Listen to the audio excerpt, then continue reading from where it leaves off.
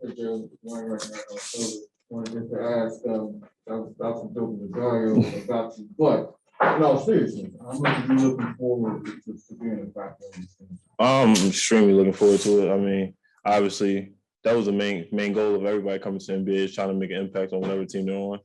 And obviously, my first year didn't go the way I wanted. I mean, everything is about trials and tribulations and just learning from it. So this year, it was just going in the summer league, gain confidence and just continue to get into the flow of the game and just bring as much as I can to the coming next year. What do you feel like you showed in summer league that left an impression on the team to say, okay, he did this well, or he did that well, he could help us here or there? Pretty much just my effort on the boards, I was proud of myself going into summer league, was trying to lead summer league in rebounds, and I ended up doing that. And pretty much just showing that my scoring ability as well, just being able to hit open threes and being able to play off the guards and things like that. And that was pretty much my main focus going in. Let's confirm, you're fully vaccinated, right? Yes, sir. Jalen, Mark Peralta, Sun Spanish Radio. Seeing how you played in the summer league, congratulations on a great performance. Thank you. Seeing is that going to be like kind of saying like, hey, like you can trust me, like try putting me more in the rotation, so because I can make some really good things for this team. Almost definitely. Pretty much that was one of another things going to summer league was trying to gain the trust of all the coaches in the organization, making sure that if I'm put in, they can rely on me and count on me to do my job. Jalen Smith, Gerald Bourget, PHNX Sports. Your first year in the league, it was very short amount of time between the draft and the start of the season. There was a condensed training camp or summer league. How beneficial is it? I know it's another short off season, but having that summer league experience and being able to go through a full training camp heading into this season. It was fun. Like I said, just being able to get up and down, get some running. Obviously just being on the bench all year, being able to watch and just learn things, and then add it to summer league as well. And then pretty much just, like I said, just getting that bump. I wasn't really able to get much during the season because obviously it's like you won't get much in practice. You probably get like maybe 5 hard practices out the year, and then all the rest is just like, shoot around type things. But that summer league, it was like the main focal point for me. It was basically my season to make up for my rookie season, just to go out there and just play. So what can you learn from a guy like that, John McKee, a veteran that's been in the league for so long, big man like that? What can you learn from him? Pretty much just like his success in the league. I believe, like, I heard something like him and his mom are like the winningest son-mother duo, and just being able to learn from him like that and just figure out like how he stuck so long in the league, how he does his job, and like how he reads certain things as a big man on the court, and just being able to feed off of that, it'll be very crucial for me.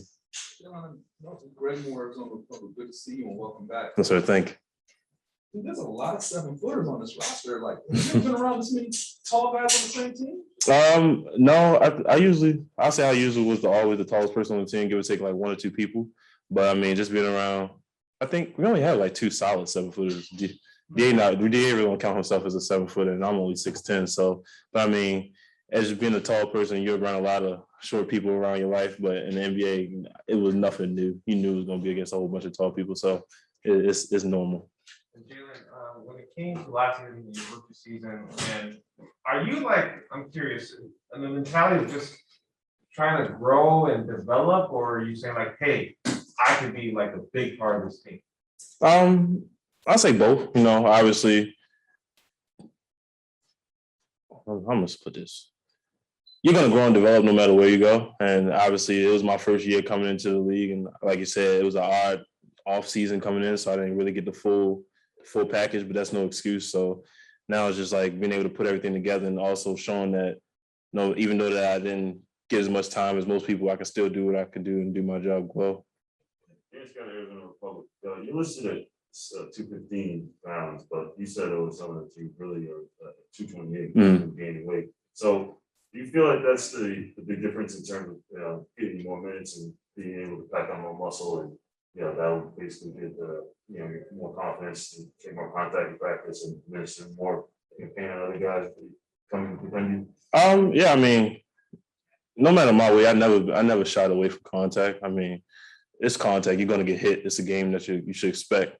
But I mean, obviously, the added muscle is gonna be another major impact for me, being able to withstand hits a lot longer and being able to guard bigs and wings as well. So I'll say the added weight is going to be very crucial for me. And then also, like you said, just continue to pack on muscle and just continue to making sure that I'm staying comfortable. So to follow up, what exactly did you do to gain that muscle over the summer?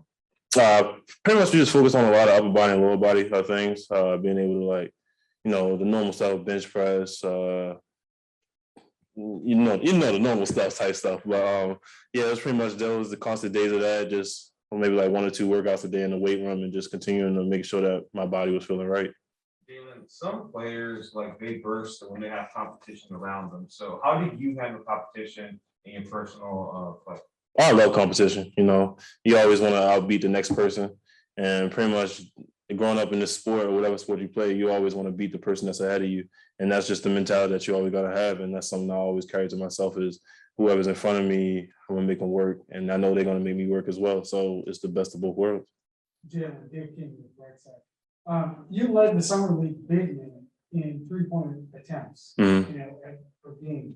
Is that obviously that was a big focus? Was that more a focus of the scheme and the team, or did you really just want to show that hey, I can do that kind of shooting too? It was a mix of both. A lot of the plays Coach Randall ran was for me to get open threes and things like that, and just to find open spots. And then also just me showing that my shooting ability and just showing that I'm capable of knocking down open 3-pointers when I can get them.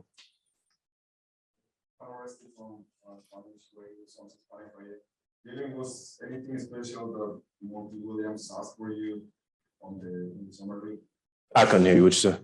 Is there something special that Monty asked you to do during the league time? Pretty much, you said during the G League or Summer League?